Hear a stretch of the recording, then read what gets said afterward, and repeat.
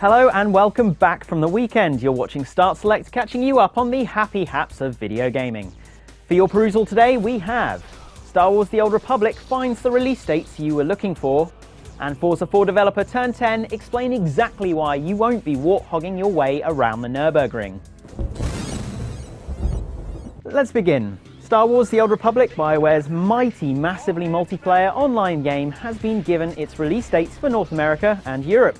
Now, for those of you who don't know, the game will explore an age thousands of years before the rise of Darth Vader, when war between the Old Republic and the Sith Empire divided the galaxy. We last saw it on show at Gamescom in Germany, where it commanded a whopping 7-hour queue. So, sounds like more than a few of you out there are kind of keen to see it.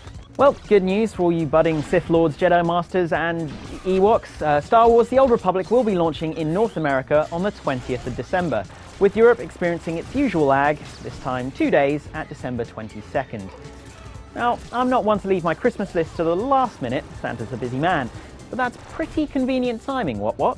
Speaking at the Eurogamer Expo over the weekend, BioWare's co-founders Dr. Ray Mazuka and Dr. Greg Zeshuk confirmed the two release dates during their keynote address. However, this does mean that Star Wars MMO fans will have to go for up to a whole week without a fix, with Star Wars Galaxies officially shutting down on December 15th. Bear in mind, fans, EA has already established that a limited number of copies will be available at retail to ensure server stability, so you wants it, you gets it early. Next up, you remember when we first heard that Halo's famous Warthog would be featuring in Xbox 360 exclusive racer Forza 4, we were all like, yeah! And then developer Turn 10 were all like, you can unlock it, but you can't drive it. And we were like, what?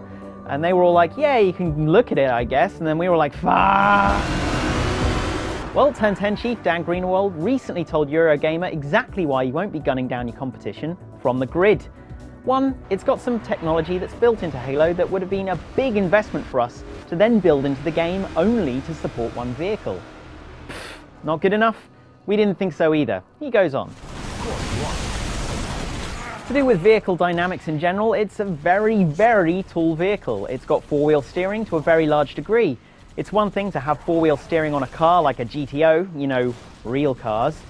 We researched the Warthog. We were like, well, we would have to do literally crab-walking steering on the front and back. Technically, we don't support that because no real-world cars in our game do. Chief Dan then went on to cite other technical issues, including suspension travel and tyres. We didn't make the tyres in Forza 4. Pirelli made all of the tyres in Forza 4, he said. They didn't give us tyres from nanotube technology from 2525. So yeah, thanks Pirelli. It's very important to us to have a game that is PEGI 3 or E-rated in the US. Shooting a gun at other cars, while would be tremendously entertaining, there's no doubt about that. I'm a core gamer as well. It really would not help us towards that vision of creating the next generation of car lover. I guess you just can't argue with the facts. Well, until motor racing becomes the inevitable blood sport of the future, we here at GameSpot aren't expecting to see guns in racing sims for at least another year, maybe 6 months. I'm done, but be sure to check out the weekend's Appetite for Distraction if you missed it, featuring a not-so-hot horse app and some annoying gadgets. If all goes to plan, the mighty Guy Cocker will be hosting tomorrow's gaming sermon. In the meantime, so long. Next up, you remember when we first heard that Phalo?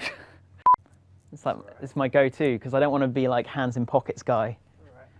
Just clapping as well. I'm Mark. Yeah. Cool.